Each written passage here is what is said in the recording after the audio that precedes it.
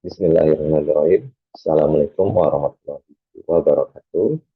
Salam sejahtera untuk kita semuanya.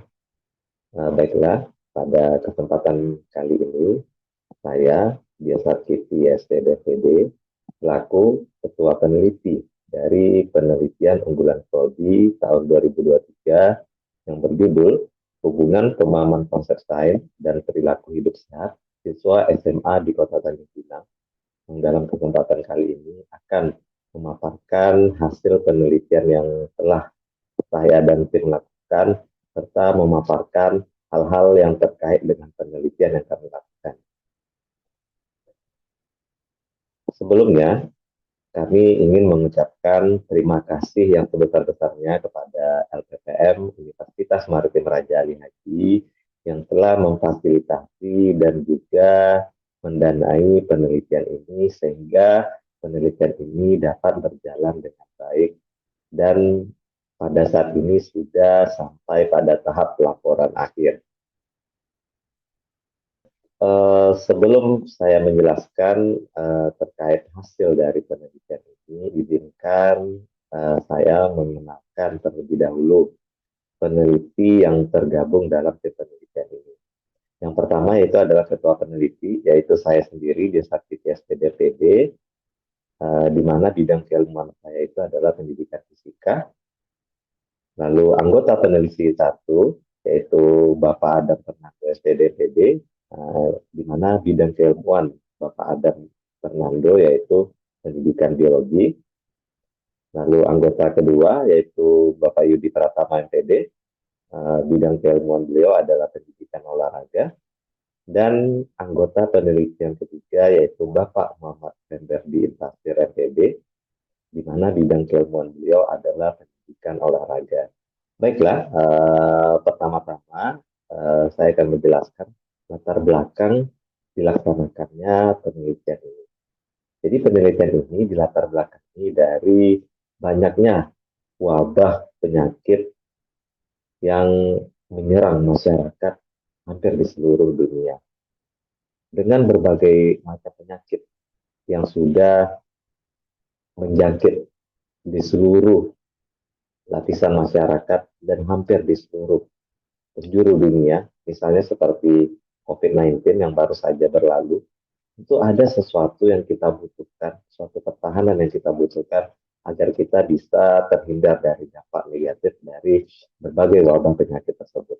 Nah, salah satu proteksi yang bisa kita tanamkan, yang bisa kita miliki untuk bisa terhindar dari berbagai dampak buruk dari wabah penyakit tersebut, yaitu perilaku hidup sehat. Nah, perilaku hidup sehat ini tentu kita butuh yang namanya dasar pengetahuan agar kita bisa menerapkan perilaku hidup sehat itu secara baik dan benar. Nah, pengetahuan yang berkaitan dengan perilaku hidup sehat ini identik dengan pengetahuan sains. Pengetahuan sains itu sendiri kalau di bangku SMA biasanya diajarkan melalui pembelajaran biologi, fisika, dan kimia. Nah, karena adanya dugaan keterkaitan antara pengetahuan sains dan pembentukan perilaku hidup sehat siswa, maka peneliti ingin melakukan penelitian untuk mengetahui hubungan antara pengetahuan sains dan perilaku hidup sehat siswa SMA negeri, khususnya di Kota Tanjung Pinang, Kepulauan Riau. Selanjutnya, untuk penelitian ini sendiri, jenis penelitiannya itu yaitu penelitian deskriptif kuantitatif, dan waktu dan tempat pelaksanaan penelitian ini yaitu dari mulai bulan April sampai November tahun 2023 di SMA Negeri Sekota Tanjung Pinang. Lalu subjek penelitian atau responden dalam penelitian ini yaitu siswa SMA Negeri Sekota Tanjung Pinang yang berjumlah 432 siswa. Dari pengumpulan datanya itu yaitu menggunakan kuesioner, dan teknik analisis datanya itu yaitu teknik analisis data secara statistik deskriptif dan juga uji korelasi reeksperimen. Ini adalah beberapa dokumentasi yang menunjukkan pelaksanaan penelitian ini. Dokumentasi yang pertama yaitu survei awal yang dilakukan ke SMA negeri sekota Tanjung Pinang. Lalu setelah melakukan survei awal dan menyepakati waktu pelaksanaan penelitian, lalu pengumpulan data pun dilakukan. Jadi untuk proses pengumpulan data ini sendiri, tim peneliti juga melibatkan mahasiswa-mahasiswa dalam proses pengumpulan data. Ini adalah beberapa dokumen saat proses pengumpulan data penelitian dilakukan. Baiklah, berdasarkan hasil penelitian yang telah dilakukan, maka di sini dapat kita lihat bahwa baik pengetahuan sains maupun perilaku hidup sehat itu sendiri diukur melalui 8 indikator utama, yaitu yang pertama aktivitas fisik, yang kedua konsumsi makanan bergizi, yang ketiga durasi tidur, yang keempat konsumsi rokok dan alkohol, yang kelima penggunaan air bersih, yang keenam kebiasaan mencuci tangan, yang ketujuh penggunaan kamar mandi dan toilet, dan yang kedelapan budaya membuang sampah. Jadi untuk pengetahuan sains siswa ini sendiri dapat kita lihat pada screen bahwa untuk indikator utama pada aspek aktivitas fisik, konsumsi makanan bergizi, durasi tidur, dan kebiasaan mencuci tangan, pengetahuan sains yang dimiliki oleh siswa itu berada pada kategori baik.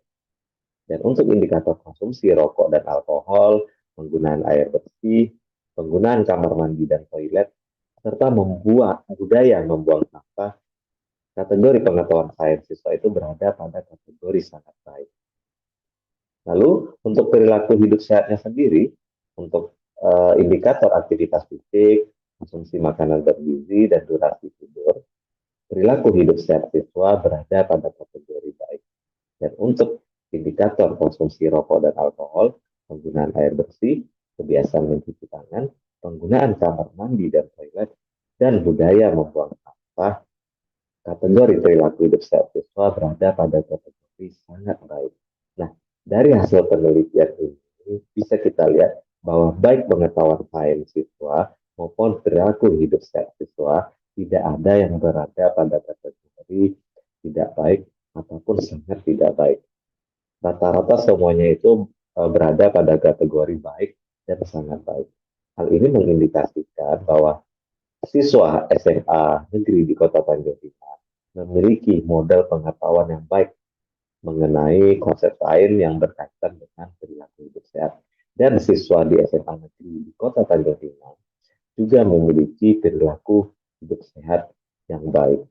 Nah, selanjutnya setelah kita mendeskripsikan hasil penelitian terkait pengetahuan sains dan perilaku hidup sehat siswa SMA negeri Kota Tanjung Pinang, selanjutnya kita akan melakukan uji korelasi untuk mengetahui apakah ada atau tidaknya hubungan antara kedua variabel tersebut. Untuk menentukan jenis uji statistik yang akan kita gunakan, apakah itu statistik parametrik ataukah itu statistik non parametrik, maka terlebih dahulu kita harus melakukan yang namanya uji normalitas. Nah, berdasarkan uji normalitas yang dilakukan menggunakan SPSS, maka didapatkan hasilnya bahwa untuk hasil data pengetahuan sains siswa, ternyata datanya itu tidak terdistribusi normal. Hal tersebut dapat dilihat pada signifikansinya itu yang lebih kecil daripada 0,05. Nah, berbeda dengan data pengetahuan sains, data perilaku hidup sehat siswa itu terdistribusi normal dengan signifikansi lebih besar daripada 0,05. Jadi dapat dilihat ya, signifikansinya itu kalau untuk Kolmogorov Smirnov itu 0,075 dan untuk Sapirowicz itu 0,386. Karena pengetahuan sains siswa tidak terdistribusi normal, lalu perilaku hidup sehat siswa terdistribusi normal, maka jenis uji statistik yang akan kita gunakan adalah statistik non-parametrik. Karena ada salah satu kelompok data yang tidak terdistribusi normal. Nah, berdasarkan hasil uji korelasi menggunakan uji Reng-Spearman, maka didapatkan hasilnya itu yaitu bahwa ada hubungan antara pengetahuan sains dan perilaku hidup sehat siswa. Hal tersebut dapat dilihat dari signifikansinya itu yang lebih kecil daripada 0,05. Jadi di sini signifikansinya itu sebesar 0,007. Maka signifikansinya itu lebih kecil daripada 0,05. Hal tersebut menunjukkan H0-nya ditolak dan HA-nya diterima. HA-nya itu adalah eh, berbunyi terdapat hubungan antara pengetahuan sains dan perilaku hidup sehat siswa. Lalu arah hubungan antara pengetahuan sains siswa dengan perilaku hidup sehat siswa ini sendiri adalah hubungan yang positif karena nilai signifikansinya itu menunjukkan nilai yang positif. Nah, bagaimana kuat hubungan antara kedua variabel ini? Ternyata kuat hubungannya itu sangat lemah. Hal tersebut dapat kita lihat pada koefisien korelasinya itu yang menunjukkan nilai sebesar 0,129. Nah, karena eh, hubungan antara pengetahuan sains siswa terhadap perilaku hidup sehat siswa itu sangat lemah, tentu ada faktor-faktor lain yang memberikan pengaruh lebih besar terhadap penerapan perilaku hidup sehat siswa. Ternyata berdasarkan hasil-hasil penelitian yang lain ataupun berdasarkan teori, ternyata ada beberapa faktor yang dapat mempengaruhi perilaku hidup sehat siswa, di antaranya kondisi sosial ekonomi, di mana masih banyak sekali stigma yang beredar di masyarakat bahwa yang namanya untuk menerapkan hidup sehat itu butuh yang namanya modal, butuh yang namanya eh, hal-hal yang mahal seperti mungkin harga buah-buahan yang mahal ataupun pengadaan air bersih yang membutuhkan biaya besar dan sebagainya. Padahal tidak ya. Untuk menerapkan perilaku hidup sehat itu tidak harus mahal. Tetapi dalam fakta di lapangan, dalam hasil-hasil penelitian itu menunjukkan bahwa kondisi sosial ekonomi sangat mempengaruhi perilaku hidup sehat. Selain itu, hal yang mempengaruhi perilaku hidup sehat itu juga eh, terdapat beberapa faktor yang lainnya seperti mungkin norma sosial yang berlaku pada masyarakat. Lalu juga ternyata faktor penyakit bawaan juga mempengaruhi penerapan perilaku hidup sehat seseorang. Ternyata orang-orang dengan penyakit bawaan, self awareness mereka terhadap penerapan perilaku hidup sehat itu lebih tinggi karena adanya kekhawatiran akan memburuknya kondisi kesehatan. Dan masih banyak lagi faktor-faktor lainnya yang mempengaruhi uh, penerapan perilaku hidup sehat. Dan hal ini tentu saja dibutuhkan penelitian lebih lanjut. Selanjutnya, implikasi dari penelitian ini yaitu untuk mengetahui seberapa kuat hubungan pengetahuan sains terhadap perilaku hidup sehat. Sehingga hal ini dapat dijadikan dasar untuk memaksimalkan variabel yang memiliki hubungan yang kuat dengan perilaku hidup sehat. Ternyata pengetahuan sains hanya mempengaruhi sekian persen, sangat sedikit sekali dalam pembentukan perilaku hidup sehat. Tentu harus ada penelitian lebih lanjut mengenai faktor apa sih yang sebenarnya mempengaruhi pembentukan perilaku hidup sehat pada siswa. Sehingga faktor-faktor tersebut dapat kita maksimalkan dalam pelaksanaan pembelajaran dalam rangka untuk membentuk perilaku hidup sehat siswa. Selanjutnya, hasil penelitian ini juga didiseminasikan di dalam seminar internasional. Pada penelitian ini saya menseminarkannya itu di International Conference on Maritime Education tahun 2023, itu pelaksananya itu pada 7 November 2023 sampai 9 November 2023. Dan luaran dari penelitian ini akan dipublikasikan pada proceeding seminar internasional terindeks Scopus. Lalu manfaat dari penelitian ini adalah yaitu pertama mengetahui kuat hubungan antara pengetahuan sains terhadap perilaku hidup sehat.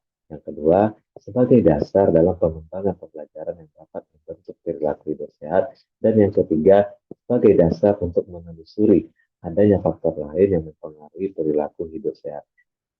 Oke, sekian pemaparan dari hasil penelitian yang telah saya lakukan bersama tim. Saya mohon maaf apabila ada kekurangan dalam penyampaian dan pemaparan hasil penelitian ini. Saya akhiri dengan wassalamualaikum warahmatullahi wabarakatuh.